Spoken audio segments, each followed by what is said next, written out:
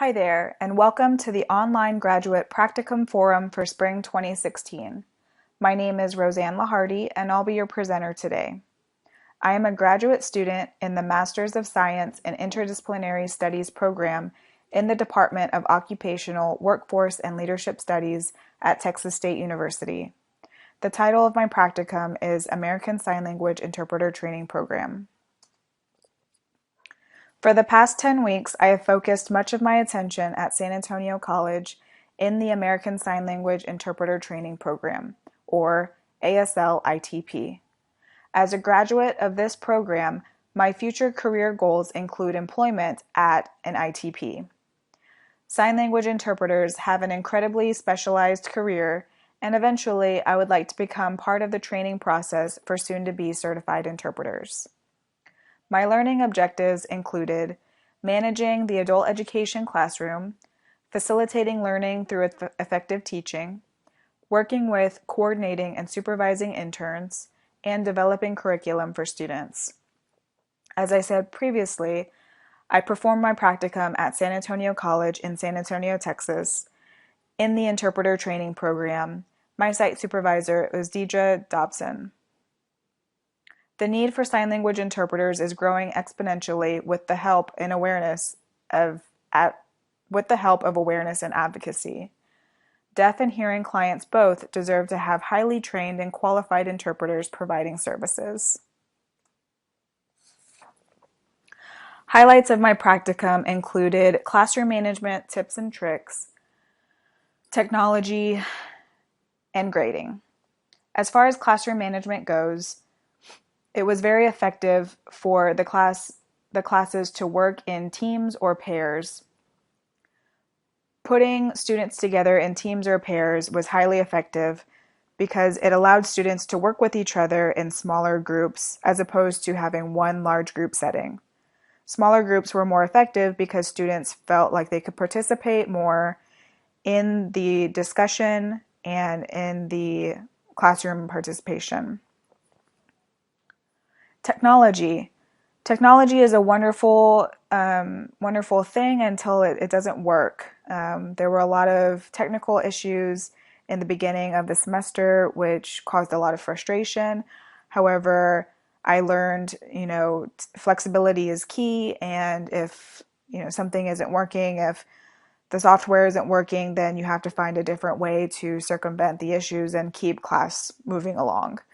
And flexibility was also important as far as changing due dates if needed and just being very open to change, especially if we were using a new software and, these technical issues were not planned.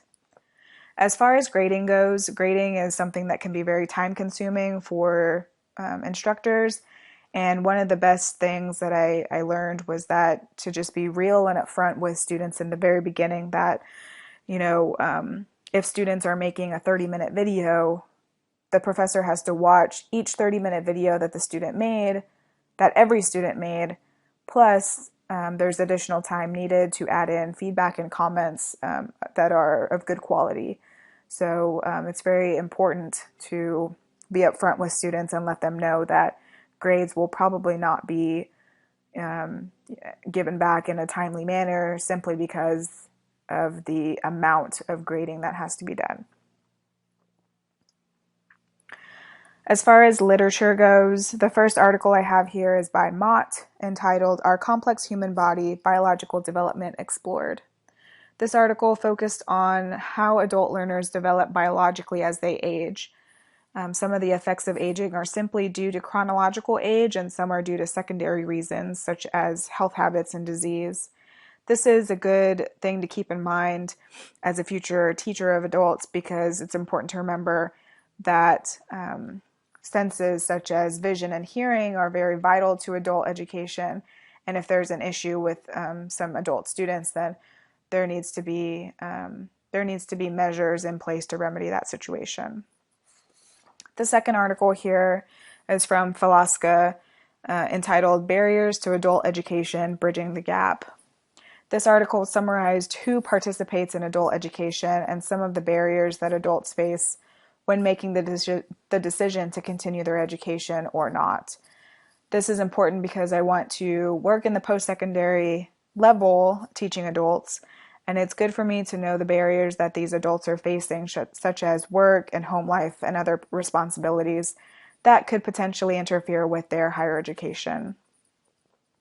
The last literature highlight I have here is an article by Canova, Roth, Rogers, and McLaughlin entitled Student Experiences Across Multiple Flipped Classrooms in a Single Curriculum. This article discussed students' impressions of flipped classrooms, which are classes in which students watch pre-recorded lectures that are recorded by the instructors prior to coming to class, and when they actually come to class, instead of sitting through a lecture, they engage in hands-on activities. So this article really discussed how students felt about having flipped classrooms, and students really felt that the flipped classrooms were more engaging and activity-oriented, which they did enjoy. However, if they had multiple classes that use the flipped method, it makes for a lot of prep work before classes. As far as SWOT reflections, or strengths, weaknesses, opportunities, and threats, a major strength that I had throughout the practicum was organization. Being organized was one of my biggest strengths for the practicum, making sure I took clear and concise notes and that I was able to keep track of the hours that I was putting in during my practicum for those 10 weeks. A weakness that I had was time management, not so much for the practicum itself, but for my entire life, as far as juggling school, the practicum, and almost a full-time job. Due to scheduling issues, I was unable to complete one of my learning objectives. I was not able to work with interns very much and very often because of my other scheduling conflicts and commitments. As far as opportunities go, I think I was very lucky to do my practicum at San Antonio College in the interpreter training program. They really have a very supportive team, and that's very important because as adults, things come up in our lives that can be very unexpected, and it's important to have that supportive team of staff and faculty that are willing to help out when needed. And as far as the threat goes, one threat that I discovered was confidence. I really need to develop more confidence, and I need to develop my teacher voice. When public speaking, I am not the most confident speaker, and this is a possible threat because if I'm in a classroom, I need to really portray confidence in what I'm teaching. Students will find it difficult to trust my judgment if I'm not fully confident in what I'm teaching them. As far as future career plans go, based on my practicum, I really see myself becoming an instructor at an ITP. It is part of my 5-year plan. I do want to gain more experience in the field of interpreting. I graduated from this particular interpreter training program in 2012, so I would like to gain more experience and more time on task with interpreting before I actually become an instructor in the program. And also another career plan that I have is really implementing the flipped classroom. I really think it's a beneficial tool to use, having students watch the lectures or listen to lectures before coming to class. That way, class time is spent on hands-on, engaging activities that will really benefit their learning. All right, on the YouTube page below, please indicate your anonymous preference for this practicum by clicking on one of these two icons, thumbs up or thumbs down. Also, please post your comments or questions in the YouTube comment section below. I will respond to your inquiries posted between April 6th and 17th through this webpage. This concludes my presentation. Thank you for watching.